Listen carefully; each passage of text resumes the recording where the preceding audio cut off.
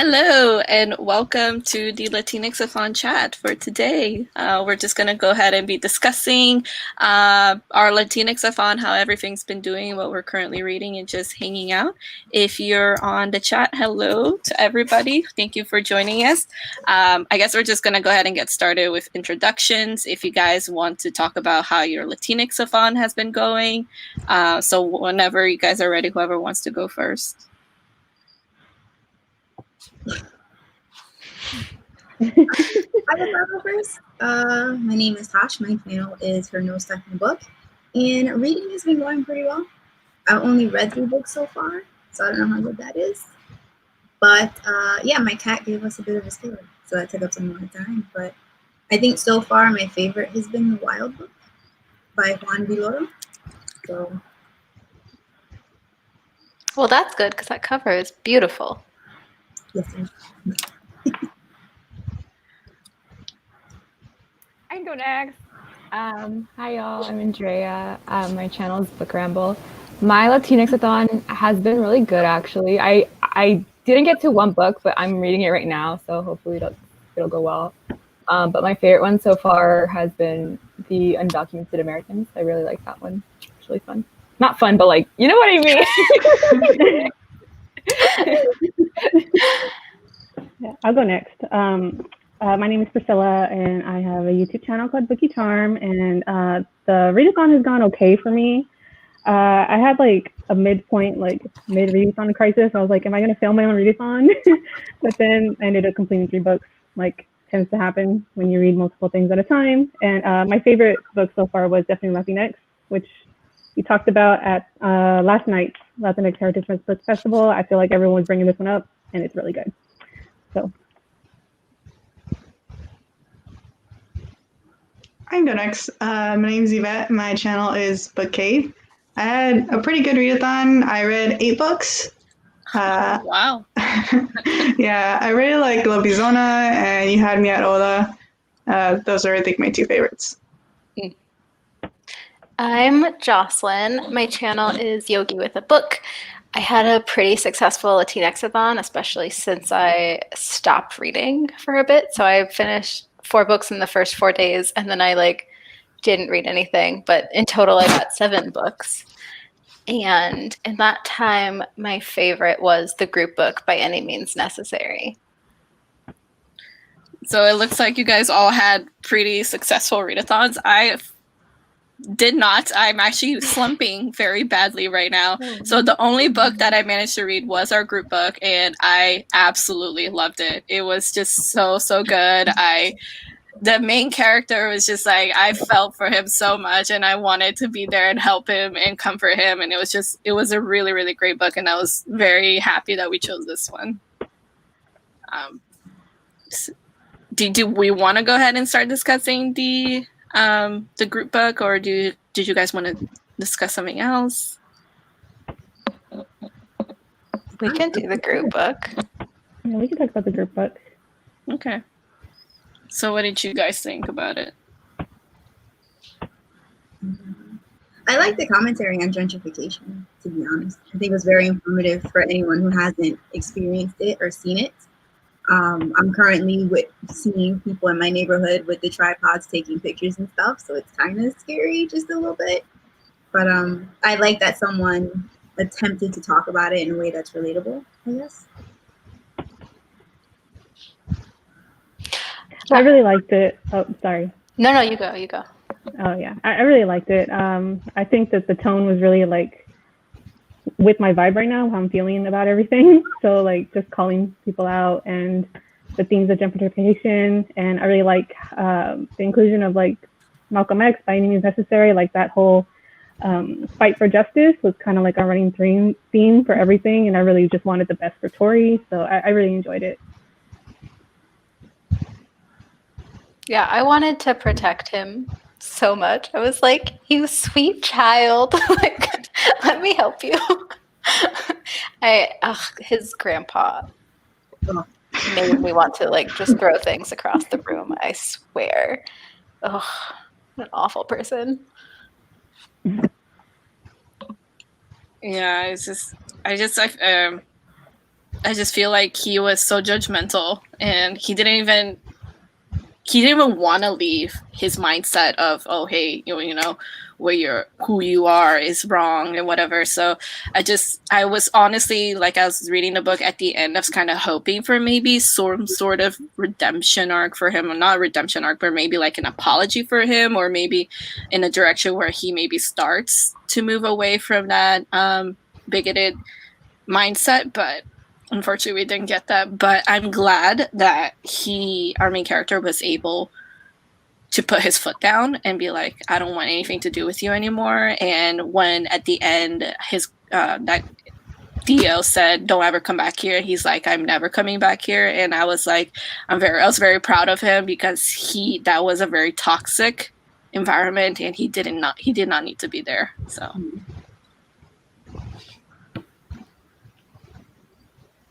yeah, I like that Tori always. I like, so going off of what Kathleen said, I really like how Tori always seemed to choose himself over other people, no matter what other people said. Like his uncle, even, like, I feel like the obligation to the bee farm was more of like a symbol of his uncle than anything, and he always ended up choosing himself. So I liked that ending, as happy of an ending as it could be. I loved his relationship with, what is it? Stem? Cake. Huh? The cake girls? Oh, cake. I was like, oh no, they studied them. Yeah, okay, hold on. Them. I love them. I loved his friendship relationship with them. It was so cool. And just seeing the interactions, like the texting and stuff, and how he would get really embarrassed and ashamed of himself for saying certain things. I was like, yeah, that's extremely relatable. I do that crap a lot. Yeah, and I liked the little name that he gave the group, Cake, off of their names. It's like, it's very cute. That was cute. Yeah, I like that he found them, that he was able to get a found family after like his uncle and his toxic home environment. Did you guys have any critiques about the book? Was there anything about the book that you guys didn't like? I thought we would see more as far as the fight for the farm goes, but it was more like focused on him, and that's not necessarily a bad thing. I just thought we were going to see more of the farm and the issues with that. But yeah, I was kind of like, in the end, I was really hoping that he would win, that he wouldn't have to give up his farm. And technically there was like some sort of happy ending where the bees did get to go somewhere where they would be taken care of. But I was really, really hoping that something was going to happen and he would get to keep the land and keep the farm. But in a way, it did work out. So yeah. Oh, I still really love that moment when I think it's Emery who hangs out with him most, when she goes to visit the apiary with him, and he has like this whole like mini tour, and she's like so excited. It's adorable. Yeah. The bee information was cool too. I didn't know a lot about bees. So I was like, oh, didn't know that. It's cool. Yeah, it was. Oh. Go ahead. Sorry, go ahead. No, I was gonna say, I love like the writer's like voice for Tori. I loved reading from Tori's point of view. It was so like fun, especially because my readathon was really like nonfiction heavy. So to have like this really fun like voice is so refreshing, and I just really enjoyed it. Yeah, I was gonna say, I like that she went through, like, she constructed a scene where we get to see how a bee farm works, how you extract the honey. So it was, you know, it was a first time for Emery, but it was a first time for me. I've never been to a bee farm. So it was kind of like, in my own head, it was kind of nice going through the same steps as Emery and getting to experience that first time with her. So I really did like that scene as well.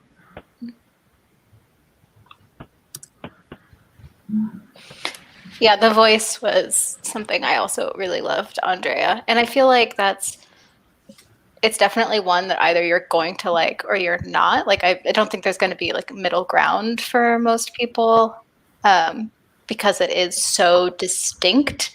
But I loved being in his head. He was just precious, like just so much fun to be like in his monologue. It was, even with like the breaking the fourth wall a few times, I was just like, yeah, I'm into it this time. Yeah, it was kind of cool that there was a sense of humor to it too, since we're dealing with such heavy topics. And I wasn't expecting that storyline with his mother either when that came along. I was like, whoa, that's okay. One more thing to add to the shows, I guess. But What did you guys think about the love interest, Gabe? It was I cute. love Gabe. I thought Gabe was like a little taste of Cam. Like I feel like Cam put a lot of himself in there because he's Afro-Brazilian and he's also a dancer. I know Cam is as well. So yeah. Yeah. I love the panic of like getting that Instagram message where he's just like, what? I was like, oh, I remember those days. Yeah. Like the fight that they had towards the end after our main character got arrested. I kind of, in a way, liked that scene because I did feel throughout the book that Gabe was a little bit too relaxed about things, and like the bee farm was so important to our main character, and it just seemed like Gabe wasn't taking it seriously. So that scene, while it was hard to read and I was like, I don't want you guys to fight, it was honestly a moment of where they can understand more of each other and get closer, because he said, I wish you would take things more seriously, or something along those lines. And I was like, yes, you said something that I've been thinking this whole time, because I did feel like Gabe was just a little too relaxed, and I feel like he didn't see how important the bee farm was, and until the very end, until after that fight. And even when he went to the protest to apologize, he's like, I looked up a little bit more into your bee farm and things, and I feel like you should have done that from the beginning because it was so important to him. And so I did like that fight happened, because I feel like it did bring them closer. I also appreciate, I mean, I guess we've also been doing some minor spoilers, so sorry, people in the comments. Yes. But one thing that I really appreciated that I feel like we do not see enough, like this very little moment where like Gabe and Tori are like starting to talk to each other, and like you can tell there's feelings there, and like they're definitely flirting. And then Gabe like ghosts him for like 2 days. But it's because he took the time to like break up with his girlfriend. He was like, no, like I'm not gonna do this. She deserves like to have the truth. Like I'm not gonna put anyone through all of this stuff. Like we're done. And I was just like, thank you, because I hate cheating plot lines. Like the fact that it was like completely avoided, I was like, ugh. I agree. Yeah.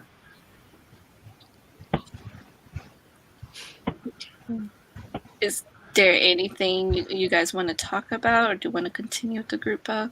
I feel like I absolutely loved his aunt. She reminds me of a few women in my own life, and just how he would sometimes try to find like his, I guess, grown man voice when he was talking to her, and she'd still be like, hey, watch it, because you'll still get it. I don't care how old you are. And I was like, yeah, I know a couple people like that. So I thought it was nice to see that he, even though he had all the issues with his uncle, that he had someone to lean on, and that was there for him and was trying to understand what he was going through. So that was nice to see. Yeah.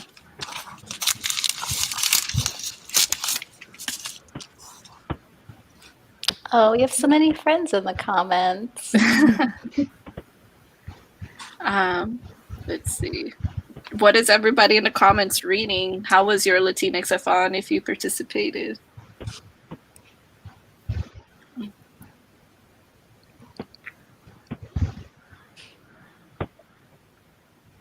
Wait, oh yeah, what else did other people read for like a vibe?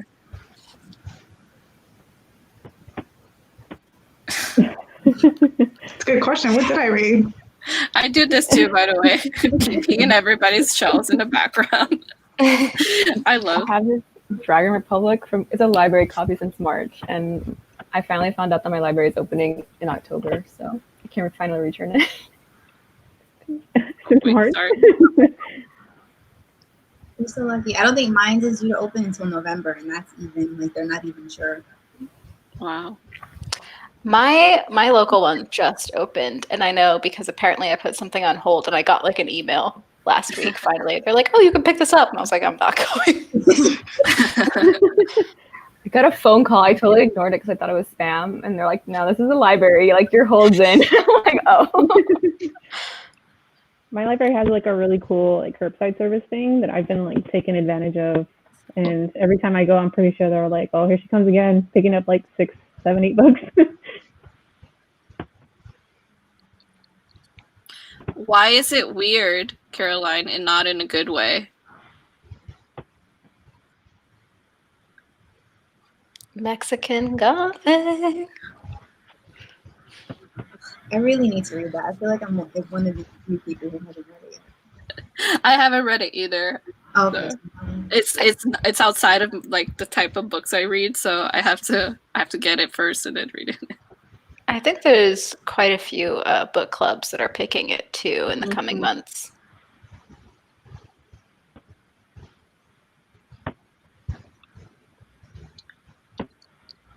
Why did it block you, Oh, no. Paola? I have Scribd too.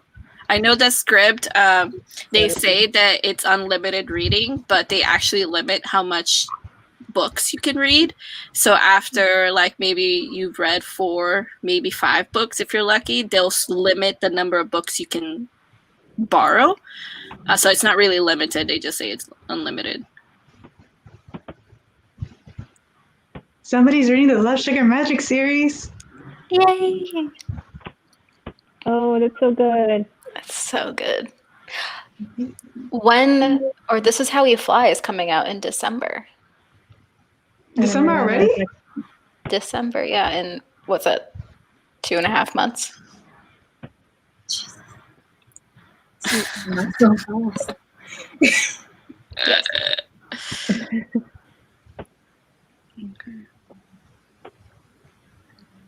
I've been like in the mood for middle grade. Oh, sorry. No, you go for it. Yeah, so I feel like I'm probably gonna read. Like I know I have The First Rule of Punk on my shelf, and then I have a few others on my shelf, so I might go for one of those next.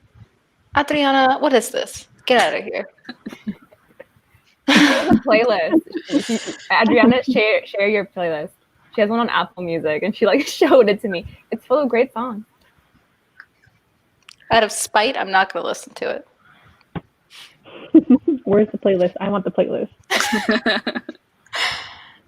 Oh, did you see Romina Garber is one of the people who went on the pond recently, and like her little wolf was done in the style of the Lobizona cover. Oh, It was so good. I love that. Yeah, I've been really in the mood for middle grade too. I think next I'm going to pick up finally Paula Santiago because I have it waiting for me at the library, so I have to go pick it up. It's so good. I've heard nothing but good things. Everyone says it's so good, and I really want to read it.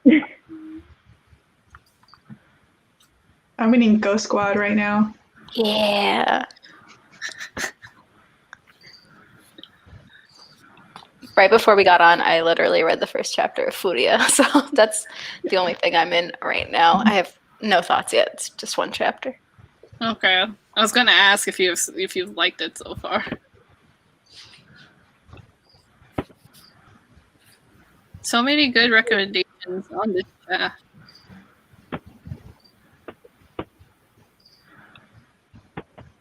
Oh, wait, this one. Squad. Sorry, I did not plan this live show very well, so I don't know what else you guys want to speak about. I'm just chilling. Besides the group book, were there other book overlap? I think Andrea and I both read Tender is the Flesh. Yeah. How was that? Yeah. It was not as dark as I wanted it to be, which is saying something because it's pretty dark. Man. Like dark in what way? Isn't that a book about cannibalism? Yeah. I know. Not dark enough for Jocelyn. I thought it was pretty dark, but okay.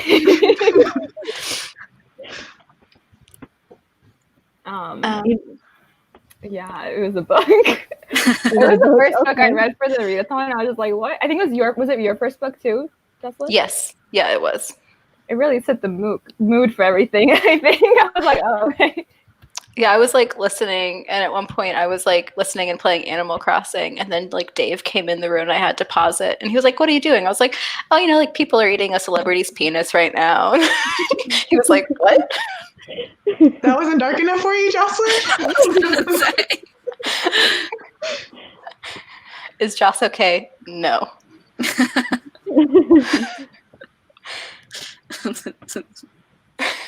Certainly not. No. Yeah, Yvette and I, we read You Had Me at Ola around the same time, even though we didn't buddy read it. We just have the same like Libby account, so we have the same audiobooks coming in at the same time. So we're a lot of times we're reading the same thing at the same time, but it's just like we don't know. I just know because like the time thing will jump before or after my spot, and I'll be like, oh, Priscilla's listening to this too. Yeah, I usually like try to bookmark it for you, so like, okay, this is where you left off, and I'm starting.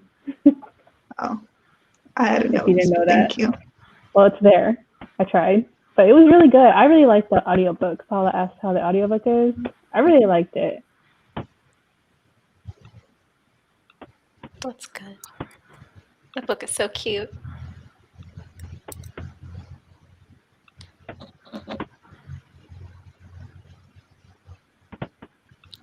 What else did I read?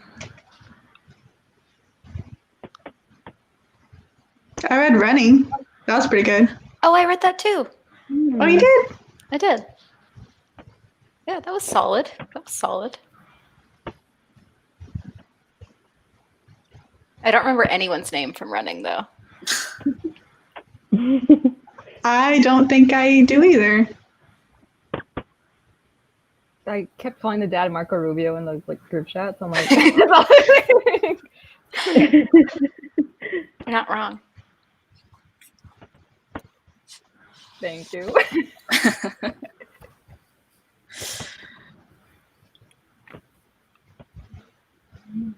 Yeah. I wonder. What about for the rest of the Latinx Heritage Month? Do you guys have any other books planned or anything like that? I'm going to attempt to finish my TBR that I didn't even get to this readathon, but yeah. Well, I definitely want to read Lobizona because everyone's talking about it and says that it's amazing. So I definitely want to get to that one. So good. And I'm getting some mixed reviews on, what is it? The Worst Best Man? Is that the name? Mm-hmm. Yeah, I want to get to that one too. And Wild Beauty, because that one's been on my shelf for a while. Wow, a call out. But this is correct. Oh, I have the audiobook of Cemetery Boys coming in. So I'm going to get to that. I've been hearing so many great things about that book. I have a stack of stuff that I want to get to maybe. If I've been in the middle grade mood, also I have Into the Tall Grass. I haven't heard a lot of people talk about this one yet, so I'm kind of curious. Alicia really loved that one. I think she's the one I've heard talk about it most. Yeah, after Furia. I had to. We have to. I was kind of waiting for them to say something.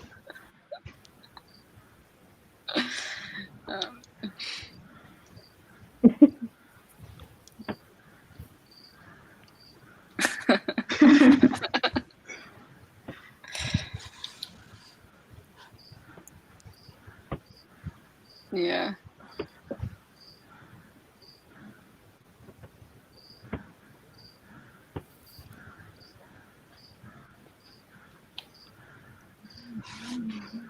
Yeah, after Furia, I think I might do a different Argentine book.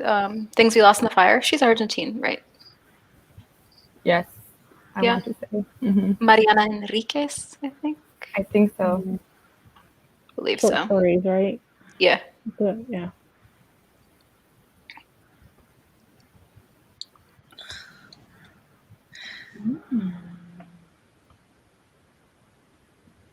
That one looks gorgeous, that edition.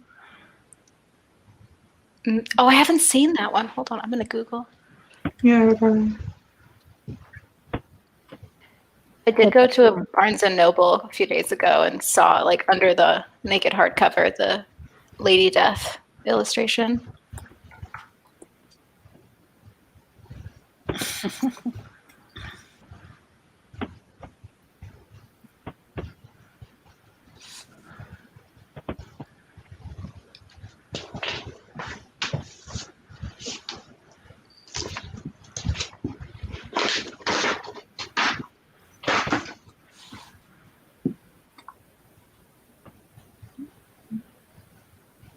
Oh, Mars is the person that did the cards, right, Adri? Is that that's the artist?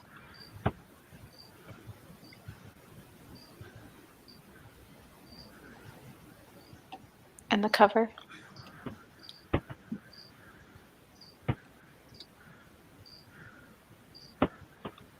Oh, they haven't? Maybe I was thinking of another one then.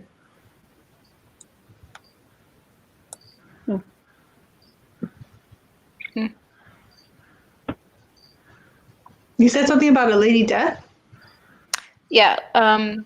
In the Barnes and Noble edition, the naked hardcover has like gold foiling of like Lady Death, like who's in the background of like the regular cover. Oh, okay.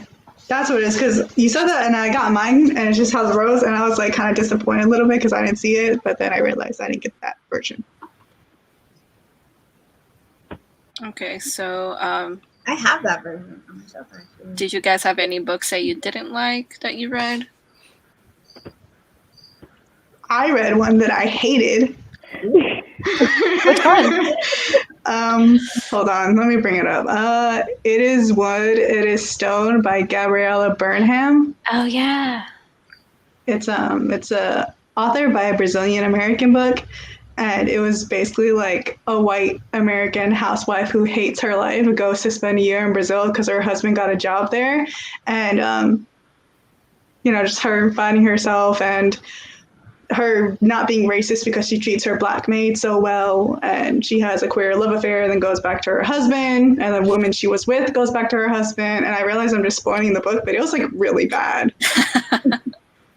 Yeah, I had an e-arc of that I started reading from like Edelweiss or something, and I think I got like 3 chapters in. I didn't like her voice, so I like, put it down. I don't know that I'll continue if it's just more of her being gross. I didn't understand the point of the book. Wait, did you manage to finish the book though? Yeah, I hate Reddit.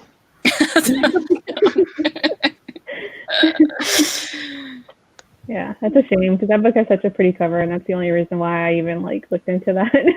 Right? The cover is gorgeous. Yeah. If y'all don't mind if I spoil it a little bit more, the maid, she gets cancer and she has surgery, and 2 weeks she's supposed to like rest after surgery, but 2 weeks later she goes back to work to clean their house because she can't sit still and she has to clean these white couples' home. And then she only stops because the white savior main character is like, no, you should rest, you need to rest, you need to recover, and blah blah. It's the only reason why she stops working. And That's fun. she also has a racist, sorry, I'm talking a lot about this book, but it's like, it makes me so mad. But she has a rich white friend who's also like an expat there. And she's like super racist and talks about her maid a lot. And like, she doesn't say anything. And then weeks later, she's like, hey, you shouldn't say that about her because she's not like that. And then she's like, okay. And then they continue being friends and hanging out for the rest of the book. And like, it never comes up again. But, she's such a nice white lady because she called out racism one time. Obviously. Yeah. Yeah, Yvette told me she hated that book, and I was like, oh, thanks for narrowing down what you are. Cande's getting excited about books we hate, and we know that theirs is definitely the second Ibanez book. What's it called? Written in Starlight. Written in Starlight, it is.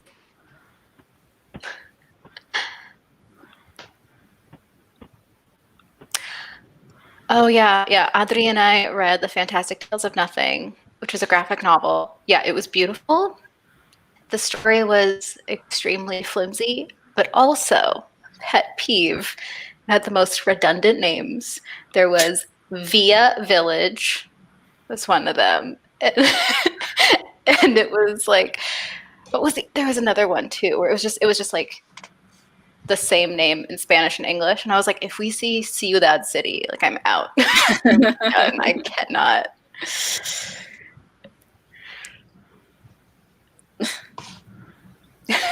Don't tell them.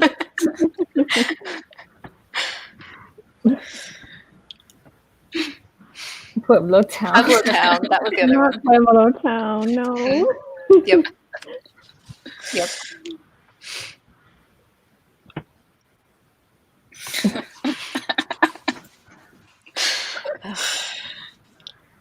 I wouldn't have been able to handle it. Thankfully, that didn't come up, but Pueblo Town and Villa Village are real.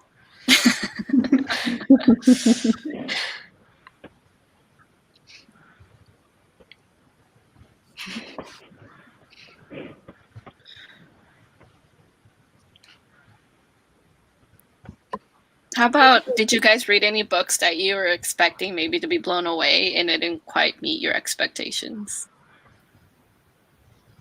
Or it was good, but it just wasn't like mind-blowing as you were expecting? I had the opposite with the Wild Book. I went into it expecting just like this cute little fluffy story, but there's this character, his uncle in the book, actually gets pretty deep. He's like a Jack Sparrow of sorts. Like he says the craziest crap, but it makes sense in a weird way. And it's like, wait, what? And it's also, the voice is more mature. We're following a 14-year-old boy, but he just sounds like he's like a 40-year-old man. So it's interesting. We also see him fall in love for the first time. It's really cute. So I'm sorry? I was going to say, so you liked the book more than you were expecting. Right. Like I said, I was just expecting something fluffy and fun, but it really is like a love letter to anyone who just loves reading books. And just the way they describe how certain books find their readers, even though readers think they pick the books. Like it's just really cute. Really delves deep into it. Yeah, I picked up My Mother's House, which, I mean, I do not read synopses, and it was proven with this book, because I'm talking about it in my TBR. I'm like, I think it's a haunted house. Like, it's supposed to be really dark. My dumbass. No, it's a thriller. It's a sentient house. There is no haunting. And I was like, I got 3 chapters in. I was like, this isn't what I wanted. But I set my own self up for failure because I didn't read. So that's probably my biggest disappointment, because I didn't finish it because I was like just not in the mood for that at all. I wanted like a scary book. My own worst enemy. I'm curious now, what would you say is the scariest book you've ever read? I don't know. I mean, I grew up watching a lot of horror, so I don't really get scared very easily. I don't know. Like, I've definitely read horror books that are good. Yes, this is correct. I am illiterate. But I don't really get scared. Like, I don't have nightmares or anything because of books or movies even. Yeah, what gets me with like scary books is like demonic possession every time. That gets me. I read the Good House by Cande and that's about like a haunted house and demonic possession. So I was like hyperventilating the whole time because that shit's real and I don't mess with that stuff, and that scared me. So stuff like that will always get me. I don't like the religious aspects of horror movies when they get religious, like you said, the possession. But I also don't like kids in horror movies. I don't know what it is. They freak me out. See, I just love horror movies. Body horror, gore.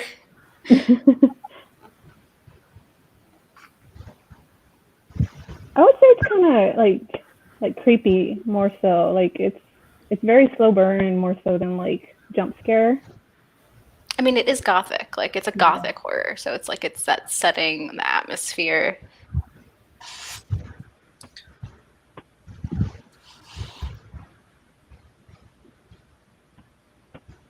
How many of you guys read this book, Mexican Gothic? And you all loved it? Okay. We all like Sylvia Moran Garcia too much. Yeah. This is actually probably one of the ways that we first connected with each other on BookTube, the four of us, because I think we all started reading and talking about her stuff at about the same time. Am I making that up? Probably. No, you're not making it up. I think you're right. I think I started reading her books because one of y'all kept mentioning certain dark things, and I was like, oh, let me go read it. And I was like, oh, wow. I think that was the first book I reviewed, Certain Dark Things, on BookTube.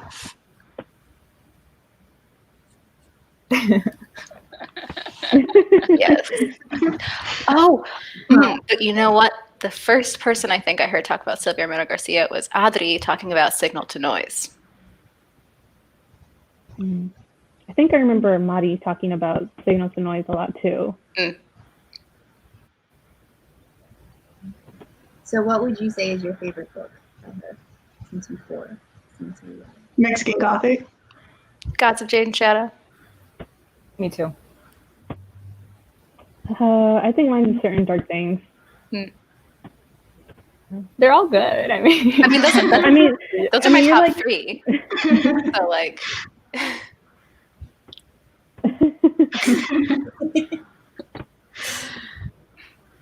Can't forget about you, friend.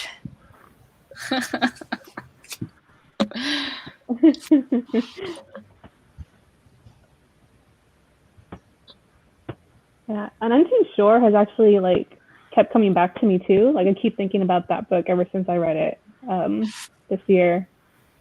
That one's really, really good too. And I'm not really a thriller person either. And that one, I guess it's not really thriller. I feel like it's more like domestic horror kind of. I don't know, but that one keeps coming back to me too. Yeah, I watched Viridiana after reading that because when I heard that Sylvia Moran Garcia named her for the movie, I was like, well, I got to see the movie now.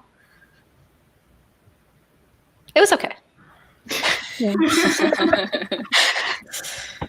Priscilla, have you read Prime Meridian? No, I haven't. I have the ebook, but I just haven't been in an e-book reading mood lately. So now I need to, though. That's one of the ones on my backlist from her I need to read. I think Mom bought you a copy, but she gave it to me. she thought I wanted it, but I think it was supposed to be yours, so it's mine now. And you conveniently forgot to tell me. Yeah, this was last year. I think I saw it on your shelf too, and I was like, hey, what is this? When did you get this? I think she saw it on your wish list and she bought it and she gave it to the wrong daughter. Classic family shenanigans. The betrayal.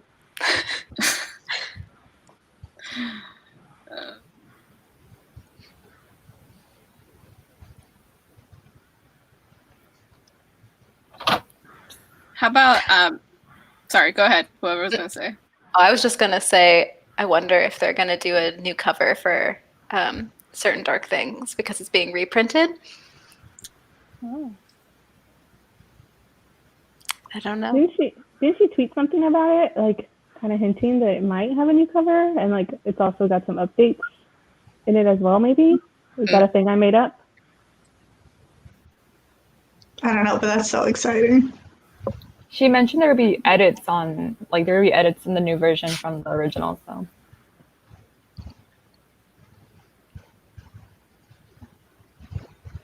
yeah, I can't wait to see her adaptation of Mexican Gothic too. Hopefully, we get a lot more Sylvia Moran Garcia on the big screen. Mm-hmm. Yeah, I want to buy it again too, and just go page by page, be like, this changed. This is changed.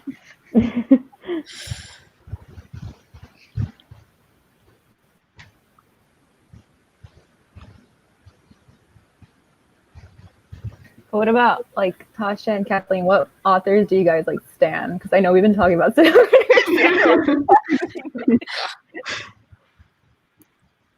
Oh. Honestly, I want to say Elizabeth Acevedo, but I feel like everyone says her. That's true. But, I feel like everybody's Valid. For good reason. right. Her books feel like home to me, and it doesn't matter what background she's talking about. I'm like, yeah, I see it, I get it. I feel like I live in the story.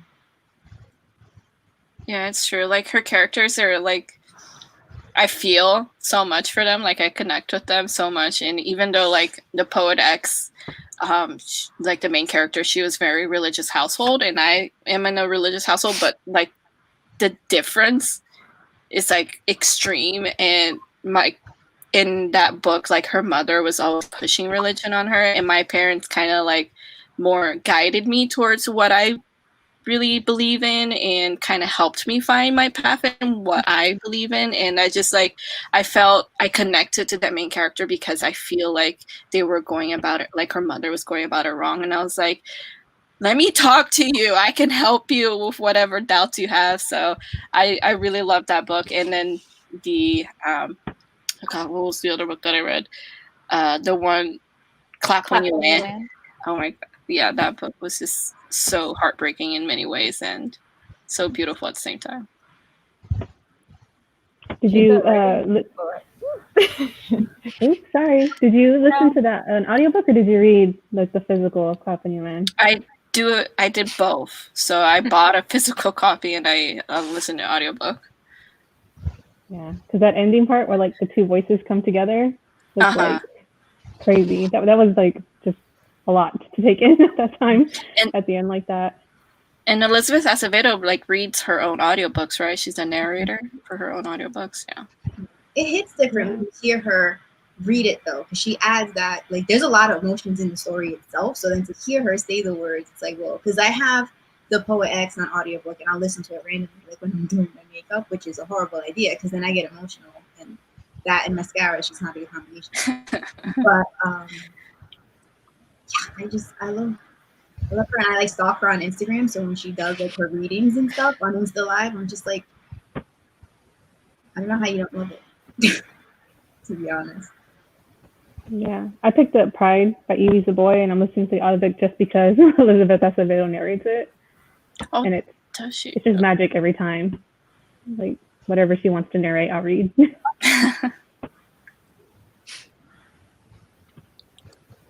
And she does a really good job, because I feel like not everyone can narrate a book or narrate their own books even, or just in general. And I feel like she's very fluid and very natural at it.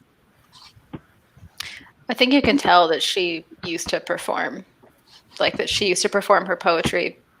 I don't want to say like semi-professionally because I actually don't know, but like she practiced it a lot, and it's pretty obvious in her narration as well.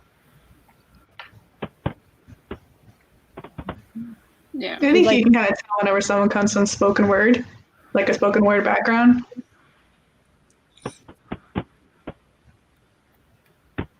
She's like, oh, working on this screenplay for Clap When You Land, While We Land. I saw. Maybe you will see it on the big screen soon-ish. And I'm reading Glamour. I just read The Deep and Darkest Red or whatever earlier this month, and it was amazing.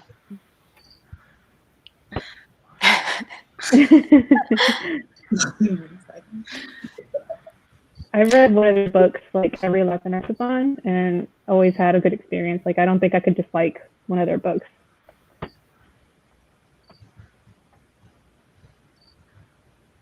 What was the one? I can't remember the name of the one you recommended because I went into Barnes & Nobles and they said it was sold out, and I was like, well, I guess that's a good thing. When the Moon Was Ours? Huh? No, was it? No. When the Moon Was Ours. That one. There you go. Because I couldn't remember it when I went to go get it either. I had to describe the cover. I was like, just like a big moon and like a water thing. She was staring at me. Well, that's the hardcover version. And I think the paperback came out like last year. So I don't know if there's any hardcovers left. I think that might be out of print. Yes, I requested it from my library, waiting for it. The audiobook and the physical book, you said? Yeah. Your Poe question. So Poe did not read the Star Wars Poe book. Look, he has a hat on. You see? Andrea. No, so we were talking about books we didn't like. I did not like the Poe Dameron book. I think it's called Freefall. I got an arc of it, and I just did not enjoy the way the author characterized Poe Dameron. I think he's Is that Rebecca Rowanhorse? No, it's Alex Saouda. Okay. I just didn't enjoy. He sounded like a Han Solo knockoff, and that's not Poe to me. So I didn't dig it. But yep. His characterization is different in like every movie. Yes. Have you read his comics? No, I haven't read them yet. Oh, I just go on the wiki and I read the little summary. They're okay. Yeah, speaking of comics, Andrea, did you like the Diableto comic, the graphic novel? It wasn't what I was expecting. I thought it was going to be like one continuous story, but they were just a bunch of artists, and they was like little like vignettes of like what's happening with Elvis. Like they were like 2 to 3 pages of just like little scenes and that kind of stuff. So it's like not a connected story, but it was definitely like interesting to read because I missed that show so much, and I'm like, I wonder, I don't have fan fiction. I guess I'll read the comic. But yeah, I it's not a full story, so it wasn't what I was expecting. Did Andrea and I get everyone else into Los Spookies in this time since we watched them every day? I loved it. It was so good. I'm so glad that y'all made me watch it. I still have to watch like the last couple episodes, to be honest. But I do think it's hilarious. I missed a couple episodes, so I'm gonna have to find out where I can watch it, but I really liked it. I think the guy with the blue hair is my favorite. Julio Torres. He's one of the writers. Really? Yeah, it's him and Ana Fabrega, who is Tati. Mm-hmm. Those two like write the whole thing, which is why it's fucking weird. Yeah. I think that my theory was like I had a theory about his background, and I was like, I looked way too much into this. It's like completely like goofy. And it's not that serious, so I really liked it. For anticipated reads, I was pulling up my Carmen Maria Machado has a graphic novel coming out called The Lola Woods. Oh yeah. That comes out in like 2 days. I think this Tuesday from DC. I'm really excited for that. I have no idea what it's about. But yeah, I just saw that. I want to definitely get that. Let me bring up my shelves.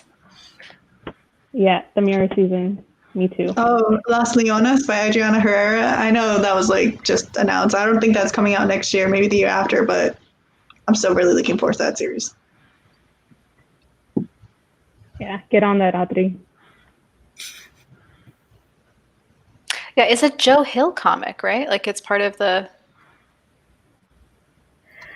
I'm not sure. Honestly, could be. I know it's out from DC Black Label. Okay. Yes.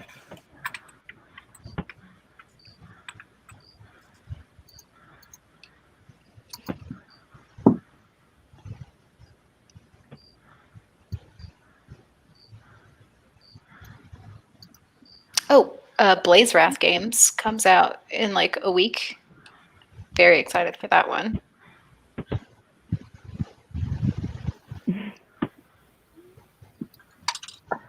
Can anyone hear music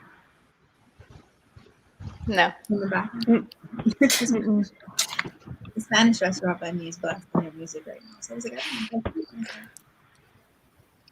know. Yeah. Honestly, Alicia put out like a Kernel Nonsense, put out like a blog post with like upcoming releases. And like, I think that was like a perfect capture of everything coming out the rest of the year and like early 2021. Mm. Yeah, Alicia and I agree on books 9 times out of 10 anyway, so I will co-sign all of them without having looked at her blog because I'm bad about that.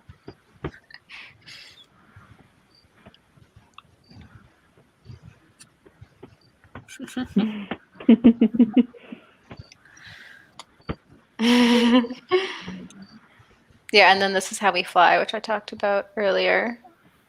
Mhm. Anna Mariano. Occulta.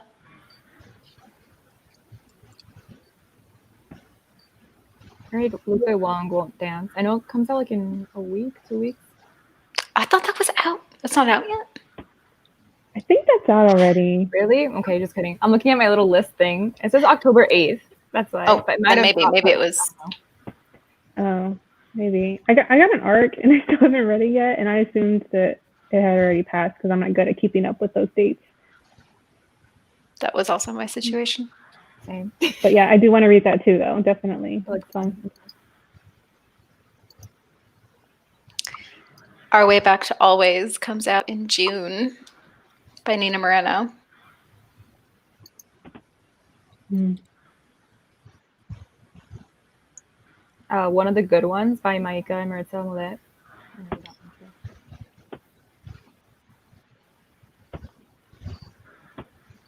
Ooh, Flood City by Daniel Jose Older. The middle school, coming out next February. That one looks really cool.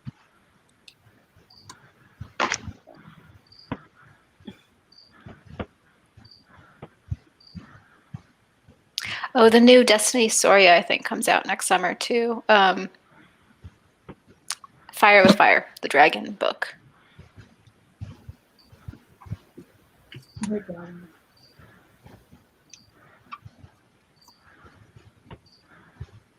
I'm trying to find the one that I'm thinking.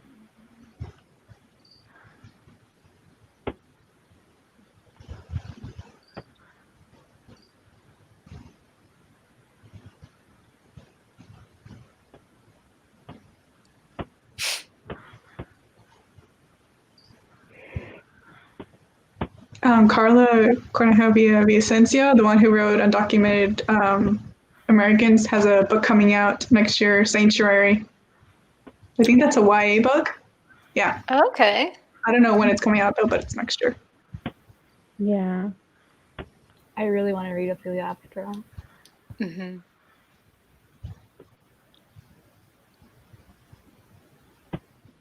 I've been reading also CC Rios and the Desert of Souls. That's another middle grade from Kyla Rivera. That comes out in April. Got a really cute cover too. I need to look through all the 2021 releases because I have not been keeping up with them this year. Yeah, me neither.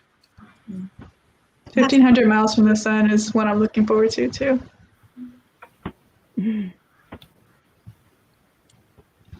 Oh yeah, Meet Cute Diary. That's Emery something. Emery Lee?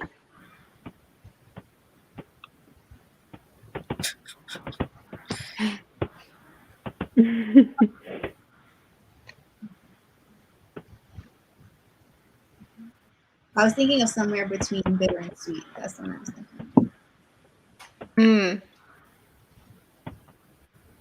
Andrea did a face picture for that, right? Yes. Yes, I did. I was like, I remember the cover because I remember Andrea's face. It looks fun, though. Definitely on my radar.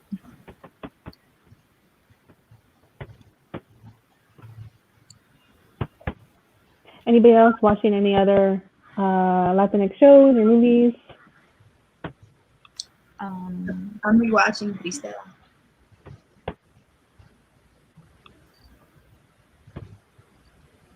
Taco Chronicles Season 2. I'm watching that too. I just got through with the American Taco episode, which I don't know how I feel about how they discuss Tex-Mex in there. Was it the first episode? I've only seen the first episode, to be honest, of Season 2. Yeah, it says this is like Season 2, like episode 4 or 5 or something. Okay.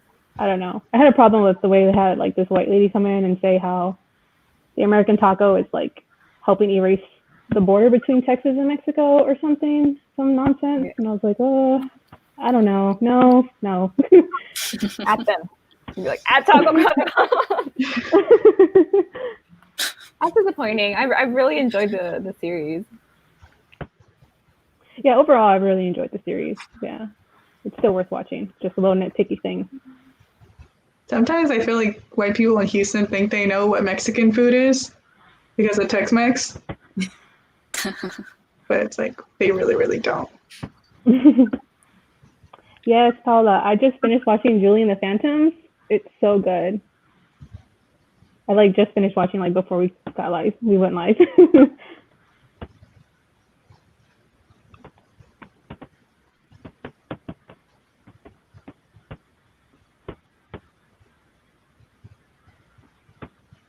I watched Bakaru. It's a Brazilian movie, like last week, I think. I don't know if you guys have heard it. It's on Canopy if you want to stream it though. And it's basically, it stars Udo Kier, if y'all know who he is. And he's like a mercenary. Him and a bunch of American white people come to like this small Brazilian town, and they're there to basically to just kill for fun. Like they like hunt people, but like the town kind of fights back, and it's like this entire thing. But I think it's cool because it does like, talk about like just the colonial history of like Brazil and stuff like that.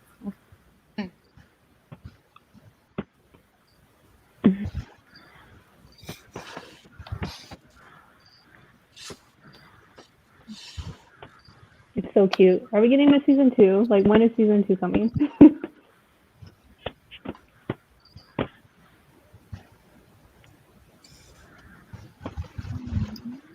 Where is it streaming? Netflix?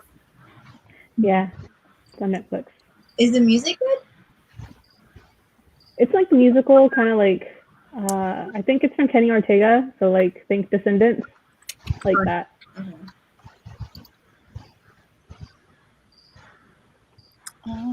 Oh.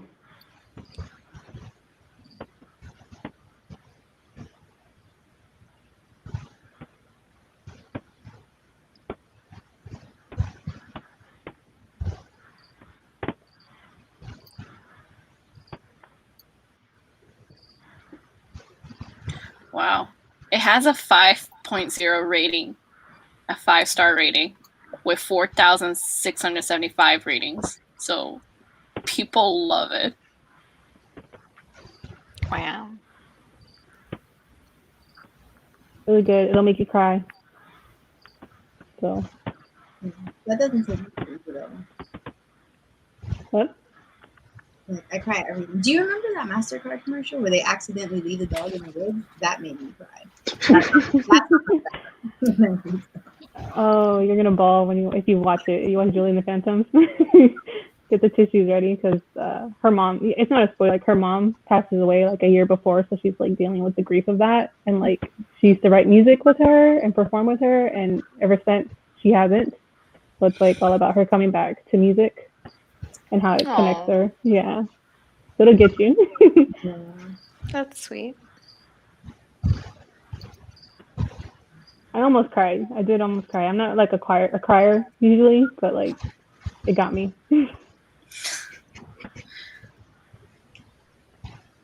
The last time I felt like that was like Hentified. There was an episode of Hentified with the mariachis.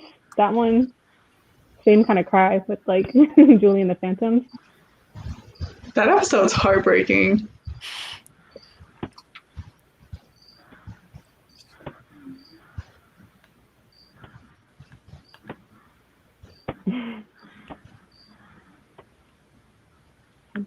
Well, we're talking about like Korean shows. Like, I guess I think we might have answered this last year, but again, like, what was the first time you kind of like saw yourself like represented like in a way that you hadn't seen before, like in film and like or TV or even books?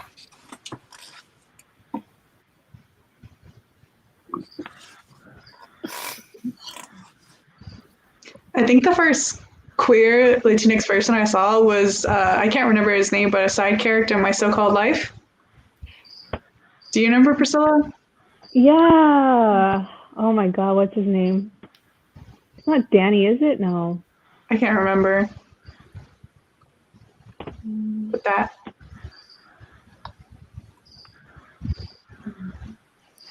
Yeah, I think mine was Melissa Fumero's character, Amy Santiago, on the propaganda show Brooklyn Nine-Nine. I think it's gonna sound cheesy, but I think for me it was America Ferrera and Sister Pants. One, because everybody was like, a lot of people seem to think I look like her, and two, the issue she had with her dad and what was going on is very, very similar to the issues I have. His name was Ricky, Yvette. That's right, Ricky. Ricky. Yeah. Didn't he do Broadway afterwards or something? Yeah. It says Wilson Cruz is the actor. Yeah, he did Broadway for Rent, production tour of Rent. Yeah, he did Angel.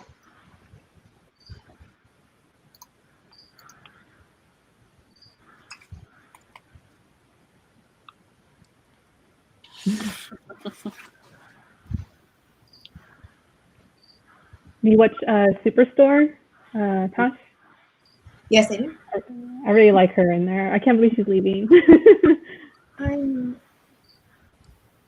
But that was a show that caught me off guard. Like I wasn't expecting to laugh that much when I started watching it, and I was like, "Wow, this is actually hilarious." She produces Hentify too, though, or she like supports the show like heavily. I think, right? Am I thinking of the right show? Like she's a guest star. So. Yeah. Yeah. Gotta take it up. Oh my god, I feel so old. I want to rewatch that. That's a throwback. Yeah. Isn't the white coach the woman who does Megara's voice in Hercules? I'm going to Google it. My computer's right in front of me. I'll get back to you. Just a second. Descendants. I have not seen The Descendants ever.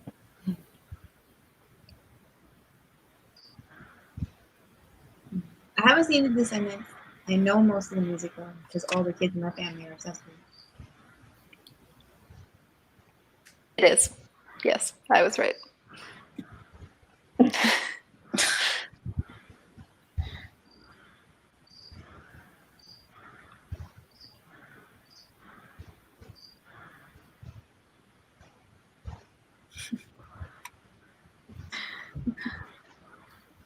I have a bad track record with like music, like Disney musicals, Disney Channel original musicals. Like, I haven't seen High School Musical or anything like that. So, Paola.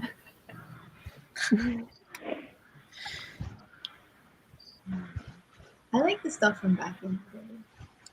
I feel like I show my age because like one of my favorites was like Phantom of the Megaplex, and I rewatched it and I was like, this is funny as hell.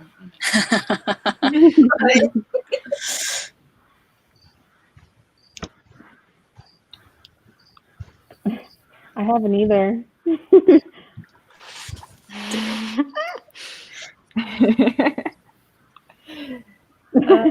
Yeah. Yeah, nope, no, Rebelde. I was a stan. I was a fan back in the day. The laughs for the clothing, because like 2005 clothing, the worst. So bad. That's when it came out around then, right? I think so. Like mid 2000s, I think. Because I have really bad memories. 2006. Because I used to work like babysitting kids at like a YMCA, and they would play the crap out of that soundtrack, and it would just be like on repeat. And there's only like, I don't know, I can only stand one song after like a shift. Like I'm like, can we change it up, please? Yeah, this is the time when Pimp My Ride was still on MTV. Have y'all noticed this fashion's coming back? Like I'll be scrolling on TikTok or something, and I'm like, no. We don't need low-rise jeans anymore. I really don't. Or like the dresses over like lowrider, not quite bell bottom, not quite boot cut jeans.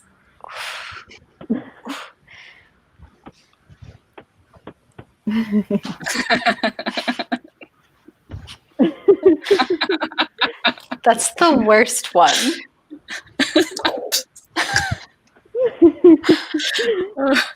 Do you know what I saw the other day? And I was like, are those making a comeback? Someone had like, do you remember like the OG like sparkly butterfly clips that they used to put in the hair? Yes. And she was rocking the hell out of them. But I was like, are they coming back? Like, I don't know this thing. Julie wears them. Julie wears them in Julie and the Phantom.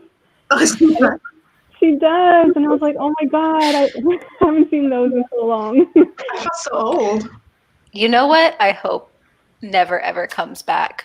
Something I used to rock when my hair was like much straighter because I didn't take care of it. But like the two like stringy, long like bangs separated from the rest of my hair. It was a look. Like a big pulled out aesthetic. my family, we called that the Lizzie McGuire. Well, I mean, she was my fashion idol. So I dressed ridiculously all for my girl Hilary Duff. And the jelly shoes, but I think those made a comeback already once. Did any of you have like those jelly shoes? The sandals? Yeah, I did, but they melted onto the pavement. That's crap. Because like if you used to sweat in them, you were like all over the place. It was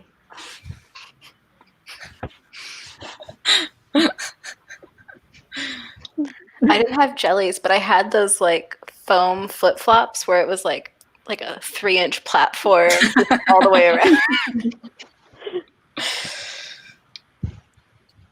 Yeah, they just don't work with hot environments. It'll literally stick to the pavement.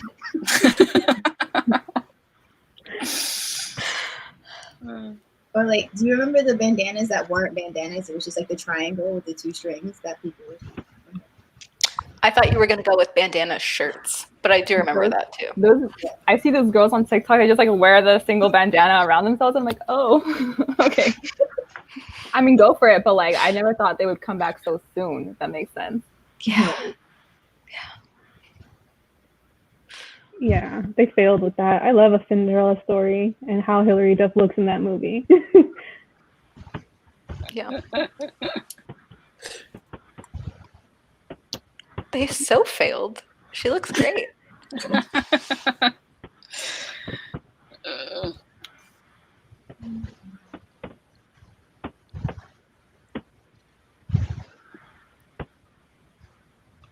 Reading that comment, I just remembered she used to sing too. Didn't she have like an album at that same time? Who? Hilary Duff. Oh, she had many. Yeah. I had her Christmas album. I know the song "Come Clean." I had her albums too. I would put them on my binder. Like I would take them to school. I put a little booklet in my binder. There you go. What was that movie that she did where she went to like a musical summer school? Raise Your Voice or something like that? Yes. And it was so obvious that her voice was edited. Oh yeah, it was bad. Yeah, but I love that movie. Her like brother dies in a car crash, and like the end, she like sings for him. Yeah, Raise Your Voice. It's so good. Metamorphosis. That's what I was thinking. The flip phones. Oh, the texting in the Cinderella story. She's like, LOL. Like P9. Oh man. I miss my flip phone. There was like a convenience to it, and you could like throw it across the room and it wouldn't break. They were indestructible. No broken screens pre-Apple iPhones.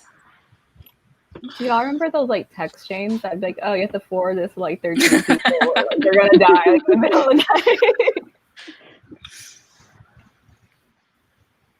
Oh man. I remember on one of my phones, I thought it was so cool because I made like the ringtone like the Kim Possible beep. So like every time somebody would call me, do that. Classic.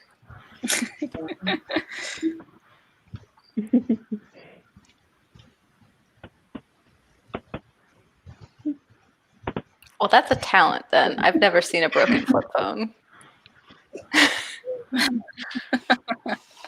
The Razor's back, isn't that like it's like a new kind of version of Razor, but it's like officially back. Yeah, but it like folds. Oh, But it's still I've like a seen it. smartphone. It looks weird.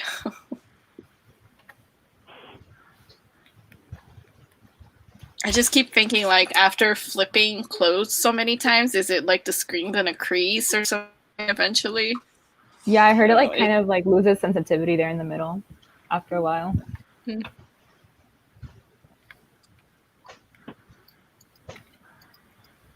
Do you remember like when people used to have beepers? It was like, I remember that's how you knew an adult was like, they had serious business to take care of. They had their beeper. Yeah. My brother. Oh, I'm sorry. Well, go ahead. No, I was just gonna say. I remember when my brother got his beeper for the first time. And he'd be hanging out with his friends, and if there wasn't a phone around to like call my mom, he'd be like, "Where's the phone?" Yeah. Don't hospitals, like doctors, don't they still use beepers, or is it new technology now?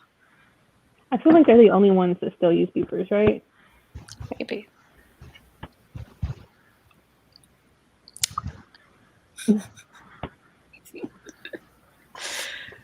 I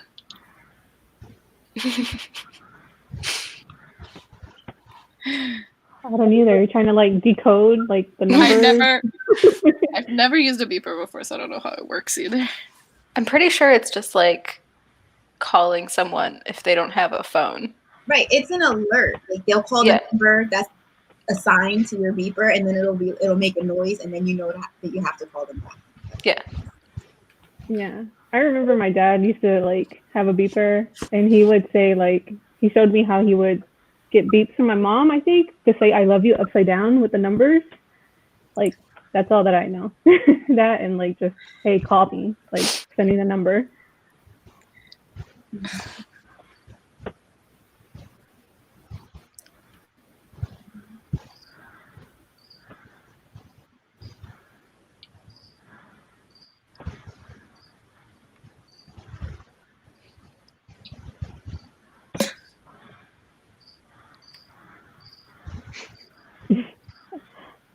Yeah, Captain Marvel.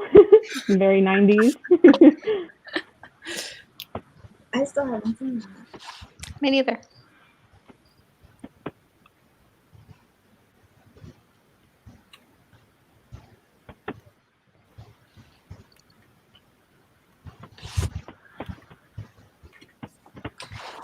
So anything else you guys want to talk about Latinx-A-thon? Clearly, most of us, except for me, had a very successful Latinx-A-thon. Obviously, because Latin Heritage Month has not ended, I will continue reading through my TBR. What about you guys? Are you guys going to continue if your TBR if you haven't finished already?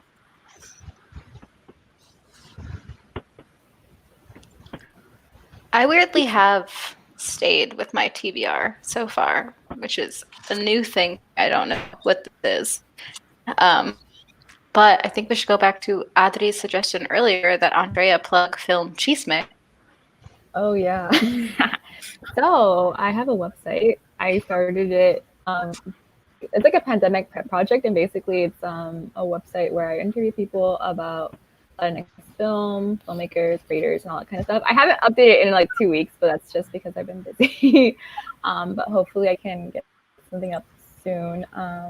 But yeah, check it out. I talk to a lot of cool like directors and short filmmakers and people that are like doing activism through like short film and that kind of stuff. So it's been fun. It's been a blast. But yeah, the Twitter is @FilmChisme. Do you have like a favorite interview so far? I mean, everybody, like the good thing is that everybody that I've talked to so far has been very nice and very gracious. So in a way, I love them all. But I had a conversation with this indie filmmaker. Her name is Maria Mela. I'm probably not saying her last name right. But she made a film called Bring Me an Avocado, and it's basically about grief. But I like how she deals with grief because it's she doesn't shy away from like the messy aspects of it. Like it's about this man who his wife like suffers this accident, she goes into coma, but he himself is a messy person. Like it doesn't try to make him seem like a saint or like a very good person. Like he's kind of messed up, and I think that is more of a realistic look at grief.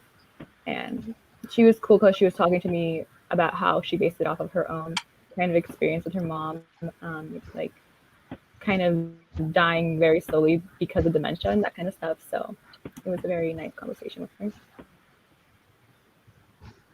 Yeah, dumpcheeseman.com, guys.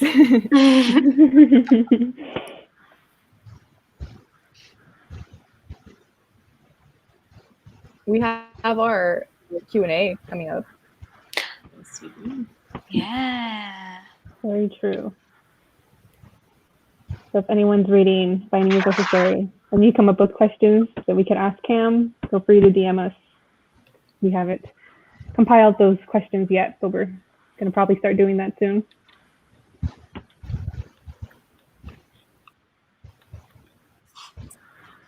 It's on October 2nd, right?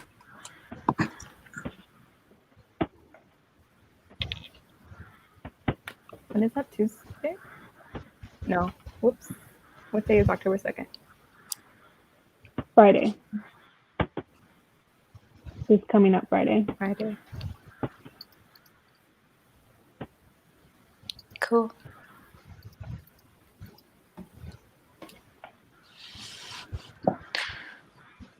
Okay.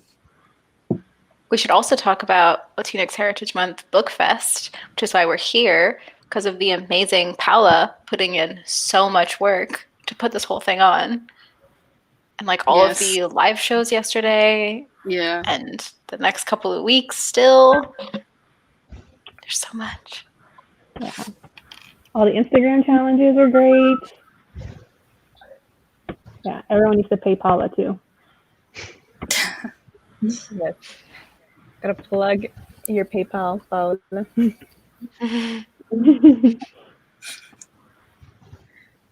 Pay Paula. Yeah. Oh, hashtag PayPal. That was gonna be a hashtag.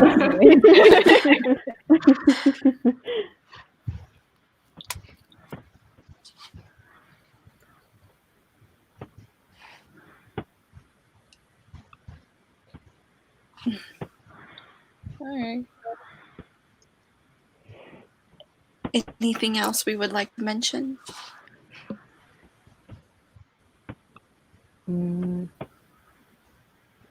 Thank you. It was fun to make on Photoshop.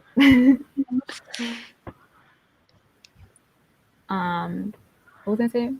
Well, if anybody else has questions for us in the comments.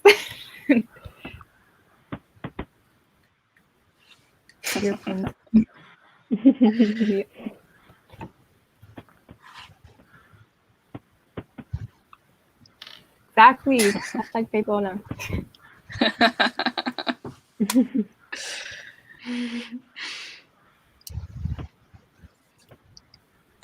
Oh, it's her pinned tweet.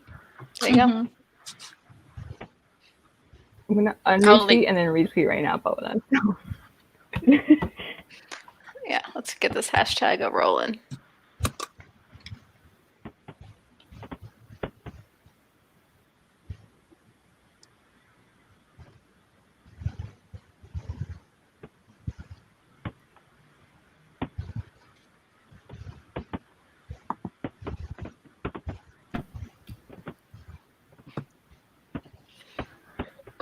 I'll link everything down below too after the live show.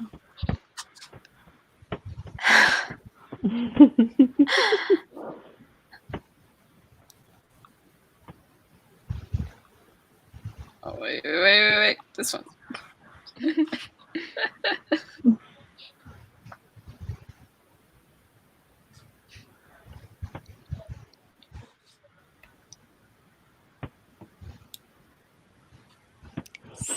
Stop.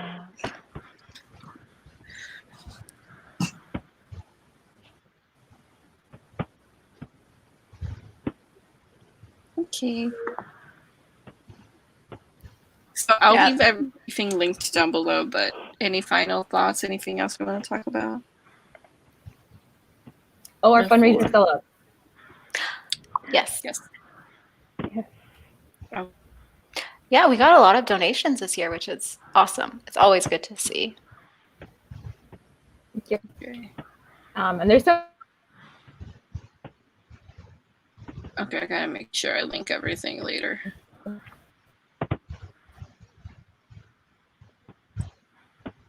Did Andrea freeze for y'all too? Yeah. Yep.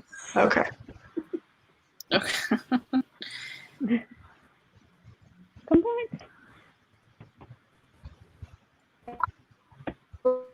back.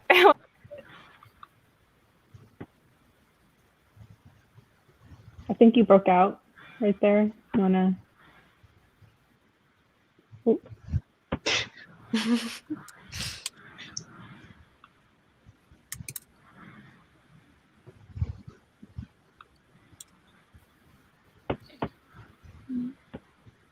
Well, I guess I'll take the opportunity to say thank you for inviting me this year. It's been a fun experience, Yeah. and I've met a lot of cool new people. I'm glad we expanded this year. It's nice to have a big group.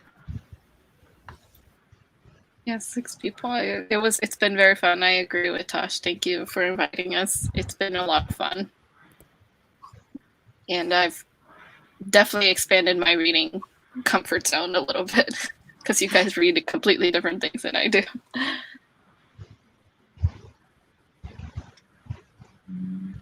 Okay. Does anybody else have anything else to mention before we go ahead and end the live show? Okay, so everybody who's watching, make sure you check Paula. I'll go ahead and leave the links for the Latin Heritage Month Book Fest down below. And I'll also make sure to link the giveaway. I'm sorry, not the giveaway, the fundraiser that it's still going on down below. Everybody's channels is also linked down below. Anything else? Andrea, I'll get the information for your thing later and I'll link it down below as well. So everything will be linked down below if you guys want to check it out. But thank you for joining us for the live show for Latinx-A-THON. It was really, really fun. There was obviously no rhyme or reason to this live show. It was just us hanging out and having fun. Thank you for everyone in the comments for joining us. And like I said, everything's down below. And thank you. So I'll see you everyone later.